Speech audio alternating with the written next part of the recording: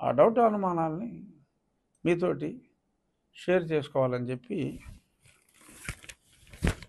అనుకుంటున్నా. ఇక్కడ అసలు హెడ్లైనే అడుగడుగున నీరాజనాలతో సాగుతున్న నీరాజనాలతో, కానీ నేను నీరాజనాలతో అని చెప్పి విడదీసి పలికా. అర్థమైందా? నీరా అంటే సారా. నీరాజనాలతో సాగుతున్న అపూర్వ యాత్రను చూసి ఓర్వలేక సీఎం జగన్పై హత్యాయత్నం చేశారండి. ఇదండి ఫోటో. ఒకసారి ఫోకస్ చేసుకుంటే ఇది ఫోటో. ఇక్కడ చిన్న దెబ్బ తగిలింది, నో డౌట్. ఏదో ఆ సమయంలో దీపాలు ఆర్పారు,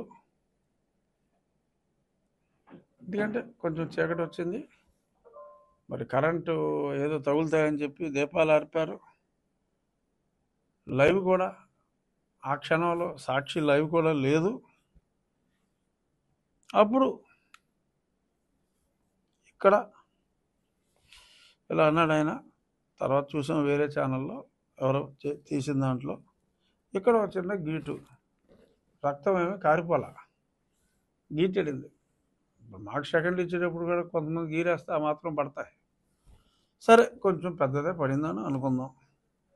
ఇది దీనికి ఎవడన్నా కుట్లేస్తాడా?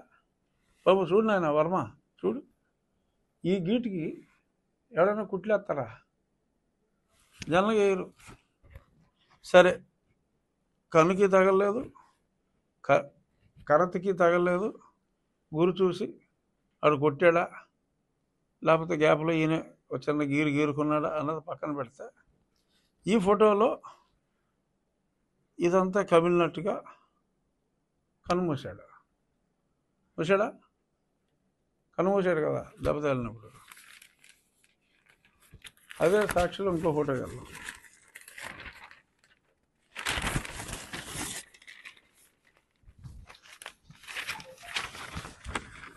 ఇక్కడ కన్ను నార్మల్, అంత మైల చుట్టూ, ఏదో ఫోటో ట్రిక్ అని నాకు అనిపిస్తుంది. నాకు అనిపించిన భావాలను పంచుకుంటున్నా. మీకు ఏమైనా డిఫరెంట్ భావాలు ఉంటే పంచుకుందాం. ఇక్కడ కను బాగానే ఉంది, చక్కగా పూర్తిగా తెరిచాడు, అలా సింబాలిక్గా ఇంతకుముందు ఫోటోలో మూసాడు. ఇక్కడ అంతగా కమల్లా. తర్వాత ఇంకో గంట అయింది, గంటన్నర 2 గంటలు అయింది అనుకున్నాం. ఆల్ నార్మల్, హాస్పిటల్లో చక్క నడిచి వచ్చేస్తున్నాడు బ్రహ్మాండంగా. ఇది పక్కన పెడితే ఆయన హత్యా ప్రయత్నం జరిగింది. ఆ తర్వాత ఆయన పర్యటనని కొనసాగించి సింగనగర్ నుంచి గన్నవరం దాకా చేరుకుంటే అప్పుడు అక్కడున్న cancer specialist doctor Simhadri Chandrasekhar garu అక్కడ ఒకసారి ఇక్కడ ఏదో చిన్న కాయలాగా ఉంటే ఇప్పుడు 20 ఏళ్ళ క్రితం తొలగించడం జరిగింది. Is an excellent doctor.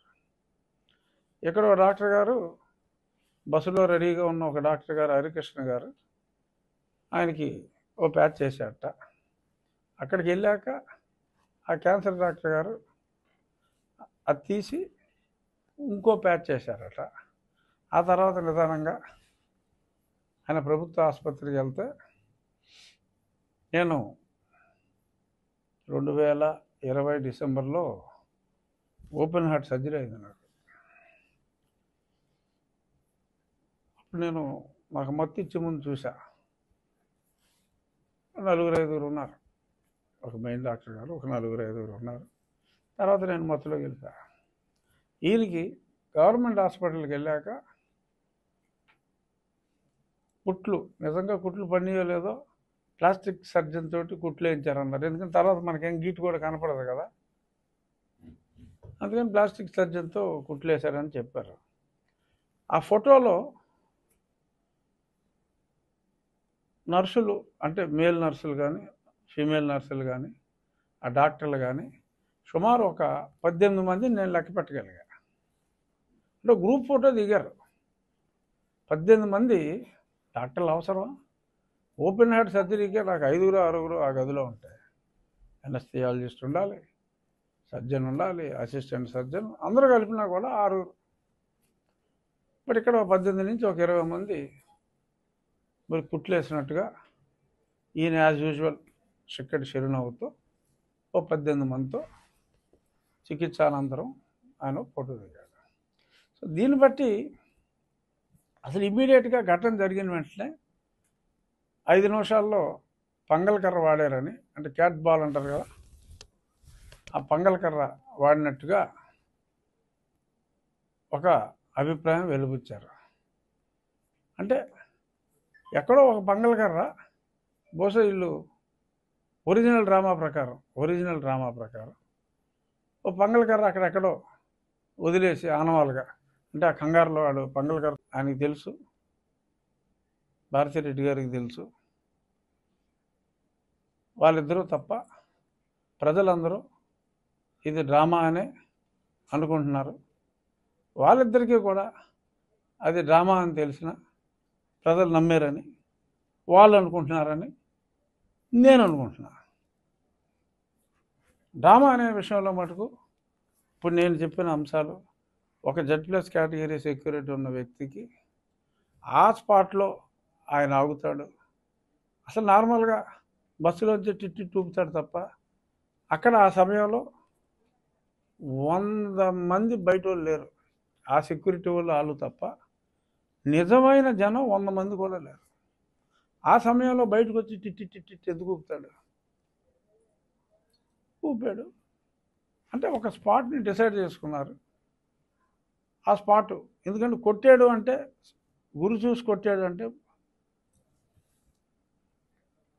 అక్కడ ఏమీ లేకుండా ఉంటే కుదరదు. కాబట్టి ఒక ఇల్లున్న ప్రాంతంలోనే ఒక దండ ఏర్పాటు చేసుకుని గజమాల ఏదో వేశారు. ఒక్కడికి ఎలా తగిలింది? ఏదో 2-3 రాళ్ళు వేసుంటే ఇంకొకటి కూడా తగిలి ఉండాలి కదా. అంటే ఇంకొకటి ఎవడో అయితే మరీ చీప్గా ఉంటుందేమో అని వెల్లంపల్లి గారికి కన్ను కింద తగిలిందంట. వెల్లంపల్లికి కూడా ఇక్కడ తగలలేదు, ఇంకెక్కడ తగల. ఇక్కడ తగిలితే మరీ నాటకంలో ఉంటుంది. అలాగని కన్ను అంటే నిజంగా ఏదైనా కన్ను చెతకు కొట్టేస్తే అడిసి తుక్కైపోతాడు. అందుకని చెప్పి కన్ను కింద ఇక్కడ బ్లడ్ గిడ్డు డ్రామా కూడా ఆళ్ళ ఏదో తగిలేసిందని చెప్పాడు అంతే వెల్లంపల్లి గారు. సరే తప్పదు, ఆయన అక్కడ పోటీ చేస్తున్నాడు కాబట్టి. సో ఆయన కూడా తగిలిందంటే ఎంతో కొంత సింపతి ఉంటుంది. సో రాష్ట్ర స్థాయిలో ఆయనకి, బెజవాడ సెంట్రల్ స్థాయిలో ఈయనకి, వాళ్ళిద్దరికీ తగిలినాయి, వేరే వాళ్ళకి తగల. సో నాని ఇలాంటి డ్రామాలు యాక్సెప్ట్ చేయడు, కేసినేని నాని. సో కాబట్టి నాకు వద్దులేరా బాబు, అదేదో మీరే ఆడుకోండి ఈ డ్రామాలో, లేదా పుచ్చుకునేప్పుడు నిజం చెప్పేస్తాడు, ఉన్నది మాట్లాడేస్తాడు నానిగారు. సో అంచేత ఈ డ్రామాకి నానికి ఆయన పాత్రధారి కాదలుచుకోకూడదు అని అనుకున్నట్టుగా నాకు అనిపిస్తుంది. అయితే రాళ్ళు వేస్తే బోలు మంది తగులుతాయి. కరెక్ట్గా జగన్కి వేసిన రాయి జగన్కి, ఎల్లంపల్లికి వేసిన రాయి ఎల్లంపల్లికి, సీఎం క్యాండిడేట్కి ఎమ్మెల్యే క్యాండిడేట్కి 2 రాళ్ళు వచ్చాయి. మరి సింబాలిక్గా సెక్యూరిటీ మీద కూడా 4 రాళ్ళు వేయచ్చు కదా. నిరసన చెప్పులు వేయటం ప్రజల హక్కు అని చెప్పి అప్పుడు డీజీపీ చెప్పాడు.